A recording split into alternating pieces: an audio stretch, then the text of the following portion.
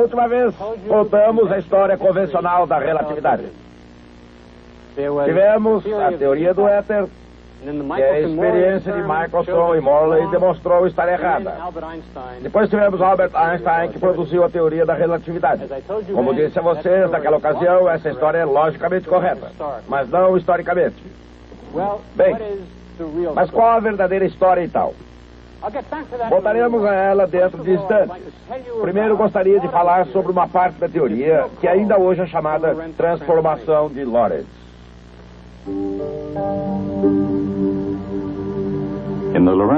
Na transformação de Lorentz, existe acima de tudo a velocidade da luz. A velocidade que surgiu das equações de Maxwell. A velocidade de 300 mil quilômetros por segundo, medida por Michelson com notável precisão. A velocidade que é essencial à física moderna e vital para a compreensão do universo como ele realmente é.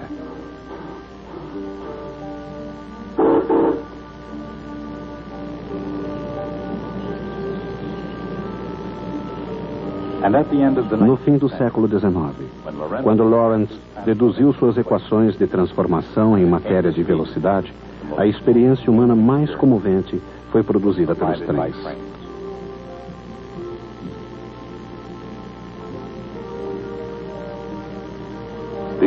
O automóvel, que viria suplantar o trem, ainda não estava em marcha, e as viagens aéreas mal tinham começado. Grandes ou pequenas, sofisticados ou uma simples brincadeira de criança, os trens eram a própria imagem da velocidade. E de fato, a única coisa na Terra que transportava as pessoas mais rapidamente era a própria Terra. Orbitando em torno do Sol a uma velocidade de 108 mil quilômetros por hora, os habitantes do planeta talvez não tenham consciência dessa velocidade. Mas ela existe. E para os físicos na virada do século, essa era uma velocidade relativa ao éter. Desde o tempo de Aristóteles, acreditava-se que o éter era a substância da qual era feita o próprio céu. Esse conceito permaneceu como uma mera especulação, até que dois americanos decidiram provar de uma vez por todas se o que era então chamado éter luminoso existia de fato. Seus nomes eram Albert Michelson e Edward Morley. Seu objetivo era detectar o movimento através do éter, medindo seus efeitos sobre a velocidade da luz. Em tentativas sucessivas, utilizando os aparelhos mais sensíveis até então construídos, descobriram exatamente o que não estavam procurando. O interferômetro demonstrou que, independente do movimento do observador, a velocidade da luz é a mesma. Para Michelson e Morley, isso foi má notícia. E a notícia correu com a mesma rapidez do navio que a levou até a Irlanda. Ali, o físico G.F. Fitzgerald, um velho defensor da teoria eletromagnética da luz, examinou os resultados, de certa forma desapontadores, de Michelson.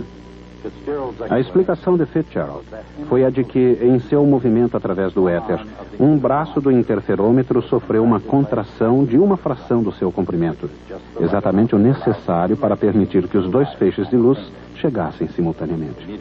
Imediatamente, a maioria dos cientistas ridicularizou a ideia. Mas, quando Hendrik Lorentz chegou à mesma conclusão, ninguém deu risada. Ele era não apenas o especialista mundial na teoria eletromagnética de Maxwell, mas forneceu uma explicação tangível para o fenômeno da contração. Ele achava que isso devia ser uma propriedade do elétron, cuja existência fora recentemente confirmada por J.J. Thomson e seus colegas na Inglaterra. Tudo indicava que nos elétrons haviam sido encontradas as partes internas dos átomos, os componentes básicos da matéria. Mas eles não haviam descoberto tudo o que os elétrons realmente fazem. Uma possibilidade, acreditava Lorentz, era de que um elétron se contraísse na direção do movimento. Se isso fosse verdade, uma vez que tudo é composto por elétrons, um interferômetro também se contrairia na direção do movimento, assim como uma régua ou uma locomotiva. Embora a contração do comprimento tivesse sido demonstrada pela experiência de Michelson e Morley, Lorentz sabia que era preciso mais alguma coisa para explicar todas as experiências que não conseguiram detectar o movimento através do éter. Como ele acreditava no éter ainda, e no fato de que a Terra se movia através desse éter, achou que o elétron devia ser de alguma forma responsável por essa característica fantástica da luz. Independente da velocidade com que eles próprios se movimentaram, todos os observadores registraram a mesma velocidade da luz. Certamente outras velocidades, a velocidade de um trem em movimento, por exemplo, não são as mesmas para todos os observadores.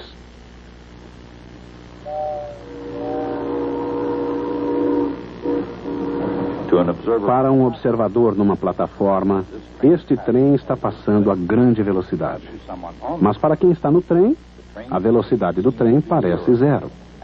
E o chão lá fora é que parece estar se movendo. Portanto, como Galileu estava bem consciente no Renascimento, e como esse homem sabe muito bem hoje, a velocidade de um objeto depende da velocidade do observador. Mas Lorentz dizia que as percepções das ondas de luz seriam radicalmente diferentes. Sugeriu que mesmo alguém viajando a uma velocidade próxima da velocidade da luz, ainda assim observaria a luz se movimentando a uma velocidade de 300 mil quilômetros por segundo. Como isso podia acontecer? Consideremos dois observadores em movimento relativo. Neste caso, Albert e Henry. Bom, só para ilustrar a questão. No lugar e no instante exato em que passam um pelo outro, ambos observam um lampejo de luz. Uma esfera de luz se expande a partir daquele ponto. Como cada um mede a velocidade da luz em relação à própria pessoa, cada um acredita, com razão, estar sempre no centro dessa esfera em expansão, mesmo que se distanciem cada vez mais um do outro.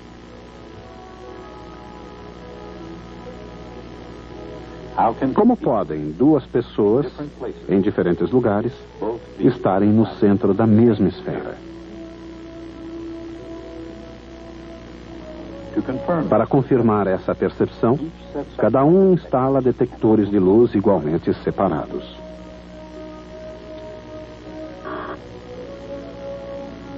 No entanto, enquanto os detectores de Albert registram a chegada simultânea da luz, ele acredita que a luz atinge os detectores de Henry em dois momentos diferentes.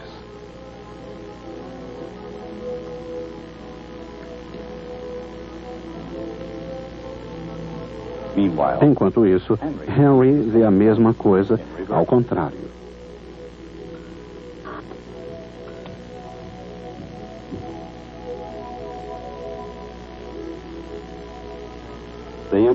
Concordam em relação à velocidade da luz, mas discordam sobre se a ocorrência desses eventos teria sido simultânea ou se ela teve lugar em diferentes momentos.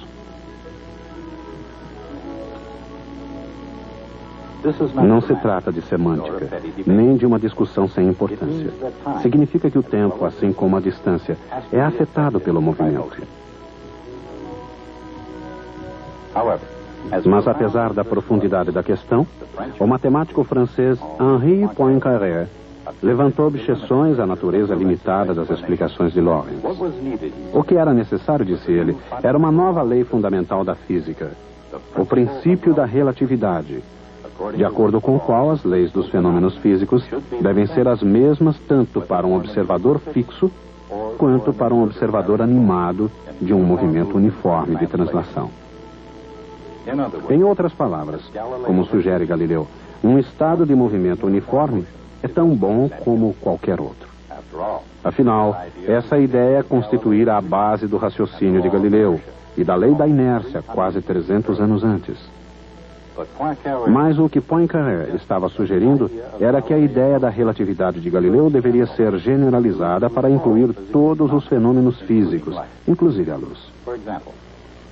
Por exemplo, um observador não podia determinar se ele próprio estava em movimento medindo a velocidade da luz, uma vez que essa velocidade é a mesma para todo e qualquer observador. Isso significa que era preciso mudar velhas noções sobre tempo e espaço. E embora o próprio Poincaré não tenha examinado as consequências, Lorentz desenvolveu as equações necessárias para demonstrar exatamente até que ponto réguas teriam que se contrair e os relógios se atrasar quando estivessem em movimento. A essência do seu raciocínio pode ser observada com o auxílio do mais simples dos relógios. 2 espelhos colocados a uma determinada distância um do outro, com um feixe de luz oscilando entre eles. Cada oscilação do feixe corresponde a um tique ou um taque do relógio. Para Henry, seu relógio está em repouso e é um relógio comum. Mas para Albert, esse relógio está se movendo. E entre uma batida e outra, ele observa o feixe de luz traçar uma trajetória diagonal, o que significa que ele está percorrendo uma distância maior. Assim, Albert acredita que o relógio em movimento está andando mais devagar. Mas, quanto mais devagar?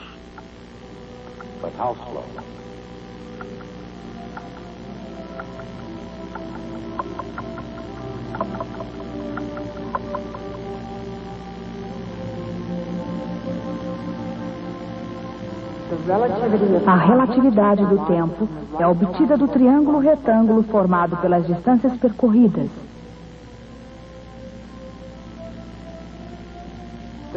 O teorema de Pitágoras demonstra que a trajetória da luz em movimento é maior do que a distância entre os espelhos.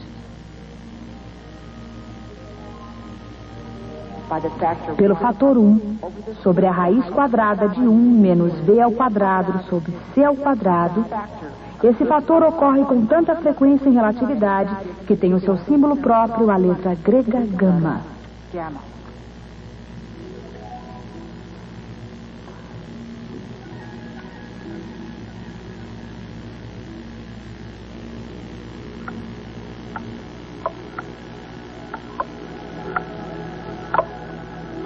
Assim, para um observador parado, um relógio em movimento parece andar muito devagar por um fator gama. Uma régua ou outro objeto qualquer em movimento também parece contraído pelo mesmo fator, o que recebe o nome de contração de Fitzgerald. É mais conhecida como contração de Lorentz. Para velocidades muito menores que a velocidade da luz, gama não é muito grande. Por exemplo, a Terra, em seu movimento em torno do Sol, devido a essa velocidade, é reduzida em seu tamanho de uma grandeza que corresponde à espessura de uma folha de capim. Quanto a velocidades na Terra, Lorentz estava ocupado desenvolvendo sua teoria quando a locomotiva a vapor superou a barreira dos 160 km por hora. A essa velocidade, todo o trem tem seu comprimento reduzido em menos de um átomo da tinta que cobre o seu motor. E o próprio Lorentz não andou devagar. Ele era o grande físico internacional. Jovens físicos de todo o mundo assistiam às suas palestras na Universidade de Leiden, na Holanda, onde era professor há um quarto de século. Entre os que estiveram em Leiden estava Albert Einstein. Através dos anos, Lorentz teria uma enorme influência profissional e pessoal sobre Einstein. Pouco antes de sua morte, Einstein disse: "Admirei e amei Lorentz, talvez mais do que qualquer outra pessoa que eu tenha conhecido." Mas foi o trabalho de Lorentz, como um físico teórico, que ultrapassou o privilegiado círculo dos seus amigos e se propagou livremente através do tempo e do espaço. Sabendo que estava no caminho certo, Lorentz investigou as consequências até onde lhe foi possível. Se objetos em movimento parecem menores e relógios parecem andar mais devagar, como podem então duas pessoas movimentando-se uma em relação à outra concordar sobre uma descrição consistente de onde e quando algum evento ocorreu? Para responder a essa questão, é preciso uma série de equações em substituição às velhas transformações de Galileu.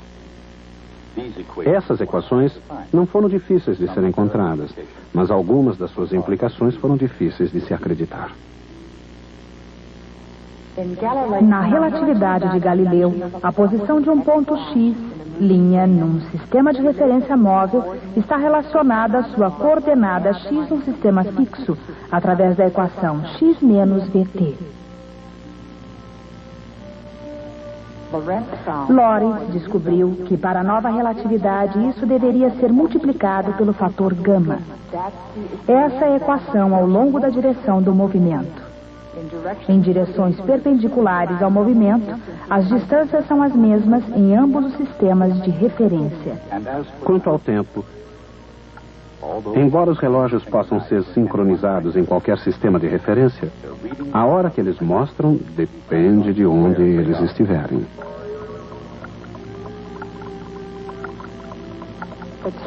O tempo no sistema de referência móvel é gama vezes a quantidade t menos vx sobre c ao quadrado. Juntas, essas equações são as transformações de Lorentz. Elas expressam a essência matemática da teoria da relatividade espacial. As transformações de Lorentz atrasam o relógio e contraem as distâncias independentemente do sistema de referência de quem está se movimentando.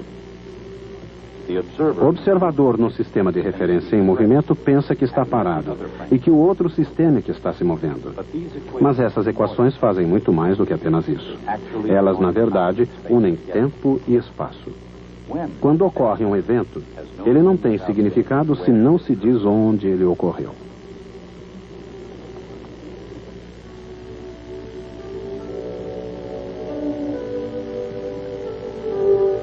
Em 1904, Holanda. Lorentz publica a versão definitiva de sua teoria do elétron. Ela contém as equações essenciais da teoria da relatividade. Mas não se sabia nada sobre Albert Einstein, o que levou alguns a dizer que a história lhe deu mais crédito do que merecia. 1905, Berlim, Suíça. Einstein, um jovem estudante de física que ganhava a vida como funcionário do departamento de patentes, mostra-se preocupado com as aparentes inconsistências da física. Será que se pode tornar consistentes a inércia e as leis da mecânica com as teorias da ótica e do eletromagnetismo de Maxwell? Einstein achava que sim.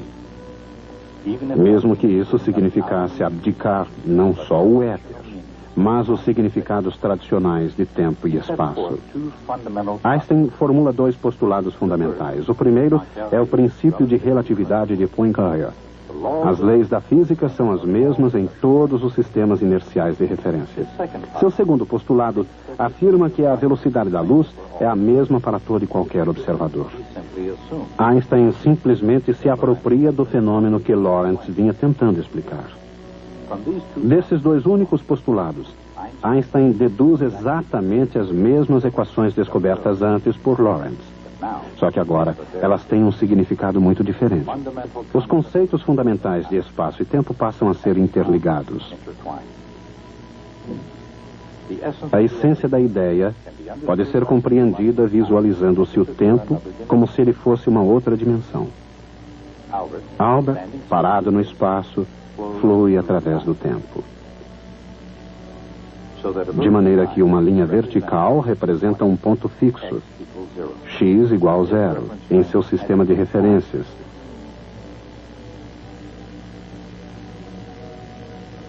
Em diferentes instantes, enquanto que uma secção transversal horizontal representa momentos simultâneos em lugares diferentes. Por outro lado, alguém em movimento, Galileu, por exemplo, traça uma trajetória oblíqua.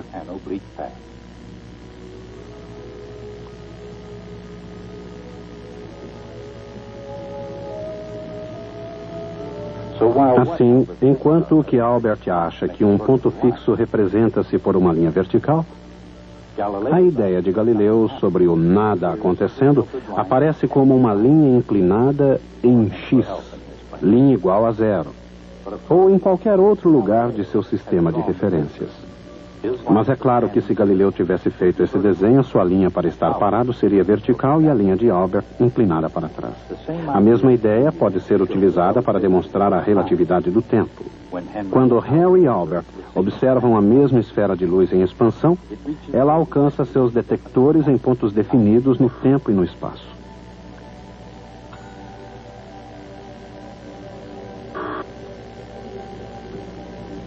Esses pontos são chamados eventos.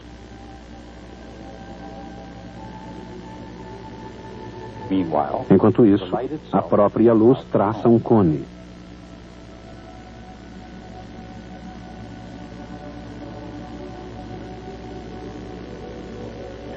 Para Albert, os eventos na secção transversal horizontal são simultâneos. Para ele, um dos detectores de Henry lampeja primeiro. Então, ambos piscam simultaneamente. Finalmente, isso acontece com o outro detector de Henry. Por isso ele pensa que esses dois eventos são simultâneos. Mas Henry pensa que esses dois eventos são simultâneos. Assim, não apenas as linhas de posição constante de Henry estão inclinadas, mas também as suas linhas de tempo simultâneo. Para Henry, eventos simultâneos ocorrem numa secção transversal inclinada. Por isso, ele pensa que um primeiro sinal de Albert é emitido, depois os seus, e só então o outro sinal de Albert. Claro que se fosse Henry que fizesse esse desenho, ele traçaria suas linhas de lugar e tempo constantes perpendiculares umas às outras. Surpreendentemente, isso não mudaria em nada o cone de luz. Essa maneira de observar as coisas chama-se um diagrama espaço-tempo. E muitos dos estranhos efeitos da relatividade podem ser visualizados dessa forma. Albert pensa, por exemplo, que a régua de Henry não tem 1 metro de comprimento. Enquanto Henry, vendo Albert passar rapidamente por ele, acha que a régua de Albert é menor.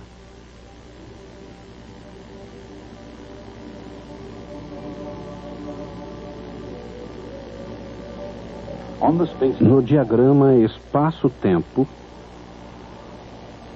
Albert mede comprimentos em seu eixo dos espaços, no qual a régua de Henry é menor.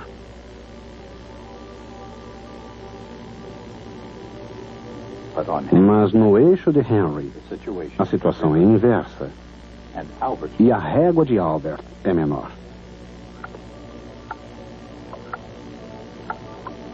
Mas e o mistério dos relógios? Como pode cada um achar que o relógio do outro anda mais devagar? No diagrama espaço-tempo, observemos os feixes de luz em movimento.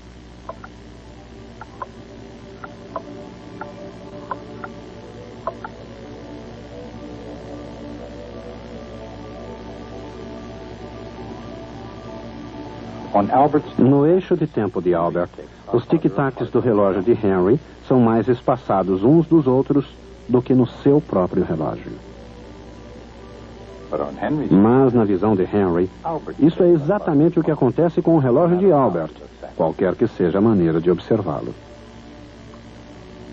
Na verdade, existe mais de uma maneira de observar a própria transformação de Lorentz. Embora tenham sido originalmente concebidas por Lorentz, Einstein chegou às mesmas equações de um ponto de partida completamente diferente. Lorentz usou as equações para explicar a experiência de Michelson e Morley. O objetivo de Einstein era estabelecer a relatividade como um princípio fundamental e universal de toda a física. Para Lorentz, a velocidade constante da luz era uma simples aparência para todos os observadores. Para Einstein, essa velocidade constante era um princípio do qual tudo mais deveria se derivar. Lorentz foi talvez o último grande físico clássico, mas as equações que levam o seu nome estão no âmago da relatividade e do futuro por ela criado. De qualquer maneira, existem duas histórias completamente independentes da teoria da relatividade. Havia a teoria do éter, as experiências de Michelson e Morley e outras que se seguiram não conseguiram provar a sua existência. Foi quando Poincaré e Lorentz, com grande dificuldade, produziram as fórmulas necessárias à explicação dos resultados dessas experiências. Na mesma ocasião, de maneira totalmente separada e independente, o jovem Albert Einstein se preocupava com um problema muito sério ligado à natureza da luz e da eletricidade. E decidiu que era assim que o mundo deveria funcionar. Apresentou, então, exatamente a mesma teoria, mas com uma compreensão muito mais profunda do seu significado.